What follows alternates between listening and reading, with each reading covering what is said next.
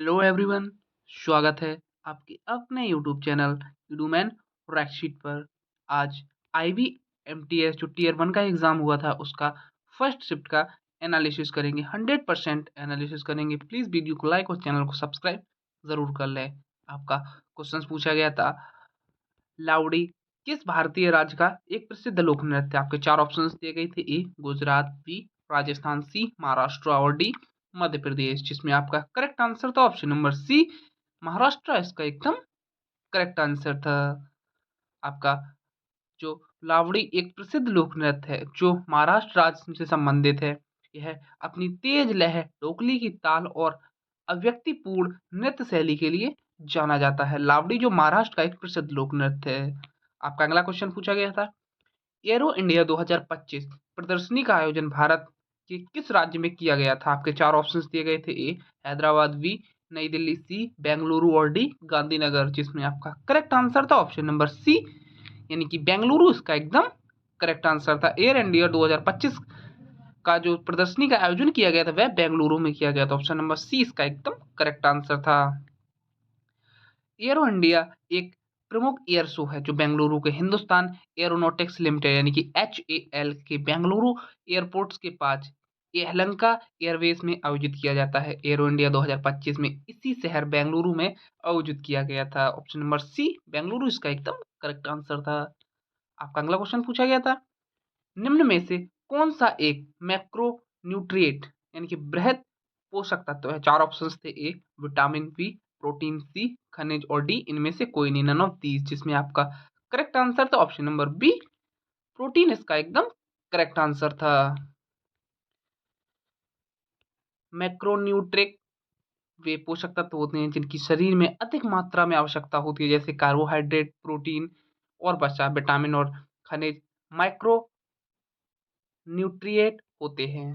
आपका अगला क्वेश्चन पूछा गया था, जब बेकिंग सोडा यानी कि NaHCO3 नींबू के रस जो साइट्रिक एसिड के साथ प्रक्रिया करता है तो बुलबुले के रूप में कौन सी गैस निकलती है? चार ऑप्शंस थे। A oxygen, B hydrogen, C carbon dioxide और डी नाइट्रोजन, जिसमें आपका करेक्ट आंसर था option number C carbon dioxide. CO2 इसका CO2 इसका एकदम करेक्ट आंसर था।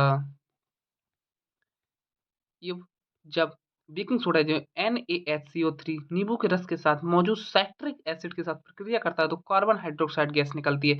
यही गैस बुलबुले के रूप में दिखाई देती है, वह CO2 गैस दिखाई देती है बुलबुले के रूप में। आपका अगला क्वेश्चन पूछा गया था, SI प्रणाली में कितनी मूल आधार इकाइयां हैं? कितनी मूल इकाइयां हैं? सात चार ऑप्शंस थे, 5, 6, 7, 8, जिसमें आपका करेक्ट आंसर था ऑप्शन नंबर सी 7 मूल इकाइयां हैं। ये एकदम इसका करेक्ट आंसर था। ये कुछ इकाइयाँ दी गई हैं, जैसे मीटर लंबाई, किलोग्राम द्रव्यमान, सेकंड समय और जो एम्पियर विद्युत धारा, केल्विन तापमान, मोल पदार्थ की मात्रा और ज्योति तीव्रता कैंडला। ये जो द्रव्यमान होता है वह किलोग्राम में मापा जाता है, समय जो सेकंड में, विद्युत धारा वो एम्पियर में और जो केल्विन तापमान होता है वह केल्विन में और जो पदार्थ की मात्रा होती है वह मोल में और ज्योति तीव्रता वह कैंडला में। ये 7 मूल राशियाँ होती हैं। आपका अगला क्वेश्चन पूछा गया था, हेमिस फेस्टिवल मुख्य रूप से किस समुदाय द्वारा मनाया जाता है? चार ऑप्शंस थे। ए हिंदू, बी बौद्ध, सी मुस्लिम और डी सिख, जिसमें आपका करेक्ट आंसर था ऑप्शन नंबर बी बौद्ध। इसका एकदम करेक्ट आंसर था। हेमिस फेस्टिवल मुख्य रूप से बौद्ध धर्म से संबंधित है। जो हेमिस महोत्सव मुख्य रूप से लद्दाख के बौद्ध समुदाय द्वारा मनाया जाता है। यह महोत्सव हेमिस मठ में आयोजित होता है और गुरु पद्मसंभव की जयंती से जुड़ा है, जो बौद्ध समुदाय के द्वारा मनाया जाता है। आपका अगला क्वेश्चन पूछा गया था, विश्व स्वास्थ्य दिवस 2025 के लिए WHO द्वारा निर्धारित मुख्य विषय थीम क्या है? चार ऑप्शंस थे। ए सभी के लिए स्वास्थ्य हर जगह, health for all everywhere. B option था स्वस्थ शुरुआत आशापूर्ण भविष्य यानी कि healthy start hopeful future. C option था हमारी पृथ्वी हमारा स्वास्थ्य, अवर प्लेनेट अवर हेल्थ। अगला ऑप्शन था मानसिक स्वास्थ्य एक अधिकार यानी कि mental health is a right, जिसमें आपका करेक्ट आंसर था ऑप्शन नंबर बी यानी कि स्वस्थ शुरुआत आशापूर्ण भविष्य यानी कि हेल्दी स्टार्ट होपफुल फ्यूचर। ये इसका एकदम करेक्ट आंसर था। जो विश्व स्वास्थ्य दिवस 2025 के लिए डब्ल्यूएचओ द्वारा निर्धारित मुख्य विषय हेल्दी स्टार्ट होपफुल फ्यूचर है, जिसका उद्देश्य मातृ एवं शिशु स्वास्थ्य, प्रारंभिक जीवन की देखभाल के भविष्य की पीढ़ियों के लिए बेहतर स्वास्थ्य सुनिश्चित करना है। ऑप्शन नंबर 20 का एकदम करेक्ट आंसर था। आपका अगला क्वेश्चन पूछा गया था, जिसमें आपकी गलत वर्तनी चुननी थी, जिसमें आपके 4 ऑप्शंस दिए गए थे, जिसमें आपका करेक्ट आंसर था ऑप्शन नंबर बी।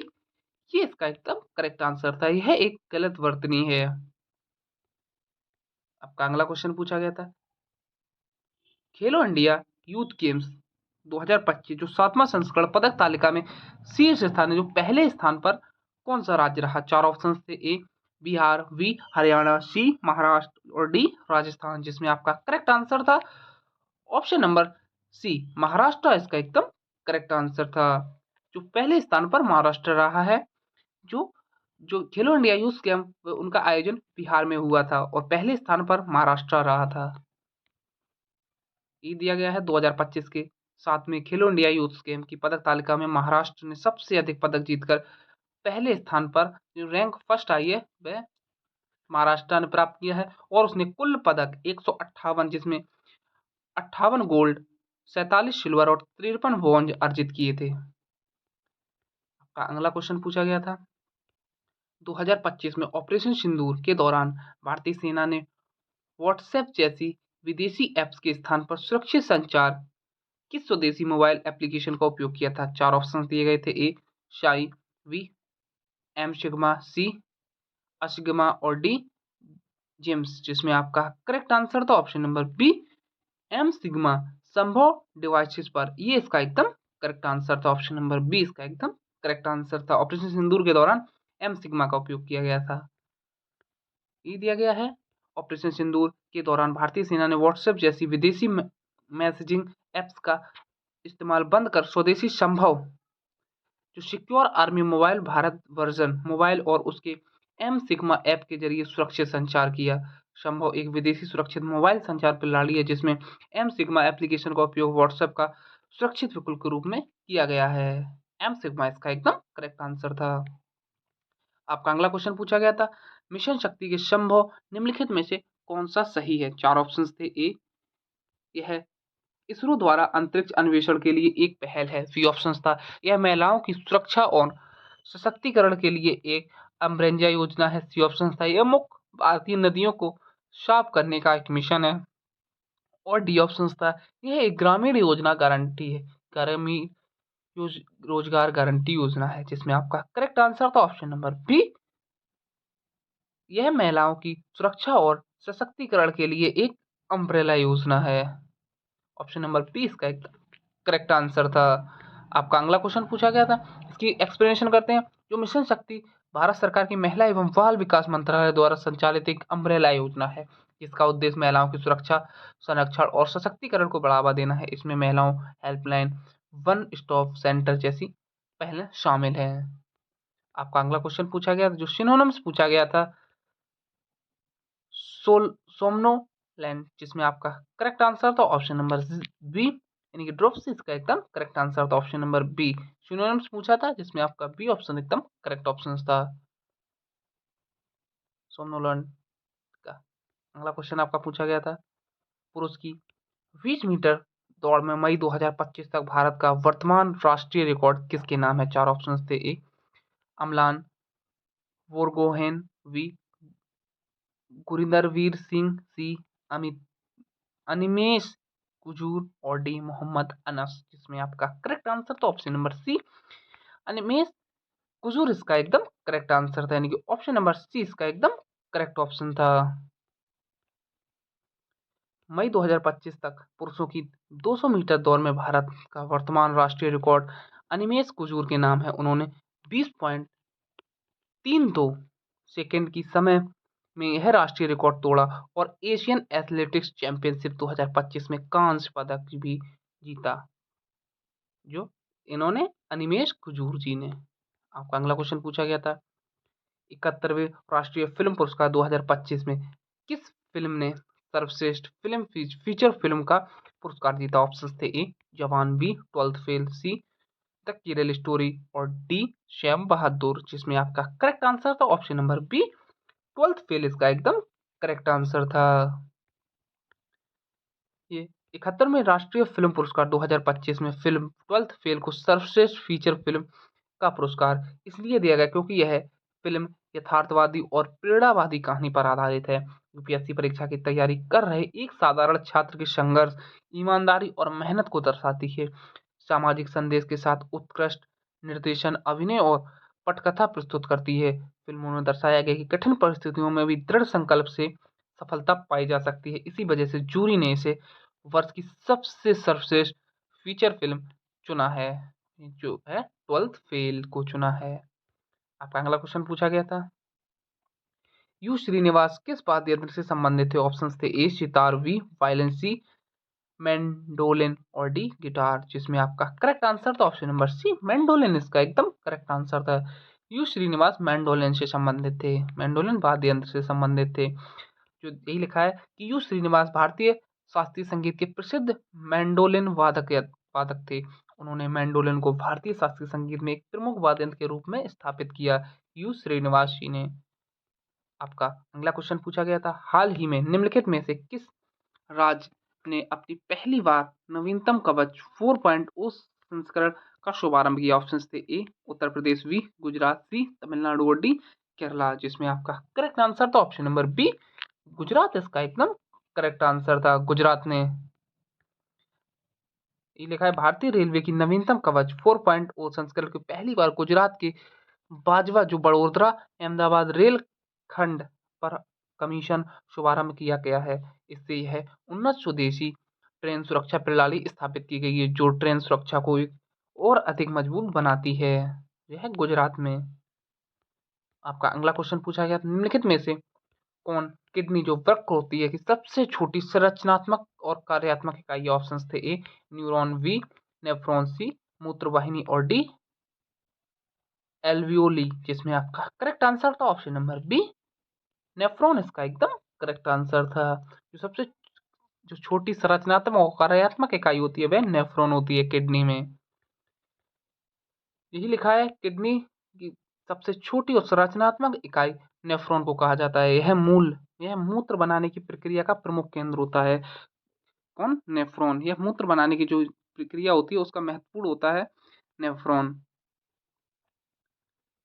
और जो न्यूरॉन होता है वो तंत्रिका कोशिका के लिए होता है। अगला क्वेश्चन आपका पूछा गया था, जब बेकिंग सोडा जो खाने का सोडा को नींबू के रस के साथ मिलाया जाता है तो बुलबुले बनते हैं और एक गैस निकलती है। इस अभिक्रिया में कौन सी गैस उत्पन्न होती है? चार ऑप्शंस थे A oxygen, B carbon dioxide, C nitrogen और डी हाइड्रोजन, जिसमें आपका करेक्ट आंसर था option number B carbon dioxide इसका एकदम करेक्ट आंसर था। ऑप्शन नंबर बी इसका एकदम करेक्ट आंसर था। ये दिया गया है, जब बेकिंग सोडा जो NaHCO3 को नींबू के रस के साथ साइट्रिक एसिड के साथ मिलाया जाता है तो यह एक त्वरित त्वरित रासायनिक प्रतिक्रिया करता है। इस प्रक्रिया में कार्बन डाइऑक्साइड CO2 गैस बनती है जो बुलबुले के रूप में दिखाई देती है। प्रक्रिया का सामान्य रूप है जो NaHCO3 प्लस H प्लस तो बनता है NaH2O प्लस CO2 जो गैस के रूप में हमें दिखाई देती है। Na जो सोडियम और जो H2O वो जल और CO2 जो हमें गैस को जो बुलबुले के रूप में दिखाई देती है वह CO2 होती है। आपका अगला क्वेश्चन पूछा गया था, वर्ष 2008 में किन दो भाषाओं को भारत में शास्त्रीय भाषाओं की सूची में जोड़ा गया? चार ऑप्शन थे ए तमिल और संस्कृत, बी मलयालम और उड़िया, सी कन्नड़ तेलुगु और डी मराठी और बंगाली, जिसमें आपका करेक्ट आंसर था ऑप्शन नंबर सी कन्नड़ और तेलुगु इसका एकदम करेक्ट आंसर था। वर्ष 2008 में कन्नड़ और तेलुगु को भारत की शास्त्रीय भाषाओं में सूची में जोड़ा गया था। कन्नड़ और तेलुगु को यही दिया गया है। भारत की शास्त्रीय भाषाओं की सूची में 2008 में दो नई भाषाओं को जोड़ा गया था, कन्नड़ और तेलुगु। इनसे पहले तमिल, संस्कृत, कन्नड़, तेलुगु को भारतीय शास्त्रीय भाषा का दर्जा मिला और 2008 में कन्नड़ और तेलुगु को भी इस सूची में शामिल कर लिया गया था। आपका अगला क्वेश्चन पूछा गया था, एंटोनिम्स पूछा था ड्रेरी, जिसमें आपका चार ऑप्शंस थे, जिसमें आपका करेक्ट आंसर था ऑप्शन नंबर बी चीरफुल इसका एकदम करेक्ट आंसर था। ऑप्शन नंबर बी इसका एकदम करेक्ट आंसर था। एंटोनिम्स पूछा था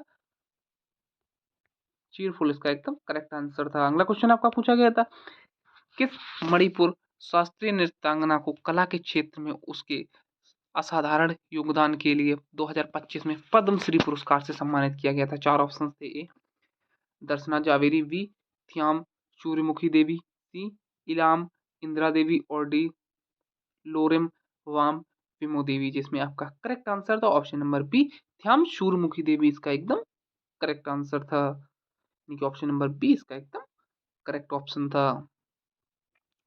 ये लिखा है मणिपुर की प्रसिद्ध शास्त्रीय नृत्यांगना थ्याम सूर्यमुखी देवी को 2025 में कला के क्षेत्र में उनके असाधारण योगदान के लिए पद्मश्री पुरस्कार से सम्मानित किया गया।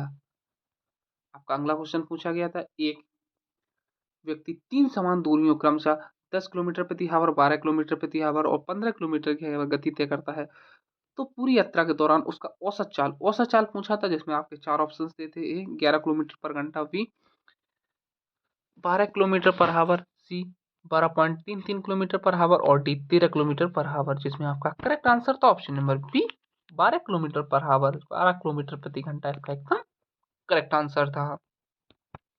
आपका अगला क्वेश्चन पूछा गया था, एक कार एक दूरी को 40% हिस्सा 30 किलोमीटर और की चाल से, अगला 40% 45 किलोमीटर की चाल से और शेष 20% 90 किलोमीटर की चाल से तय करता है, तो पूरी यात्रा के दौरान औसत चाल पूछी थी, जिसमें 4 ऑप्शन थे।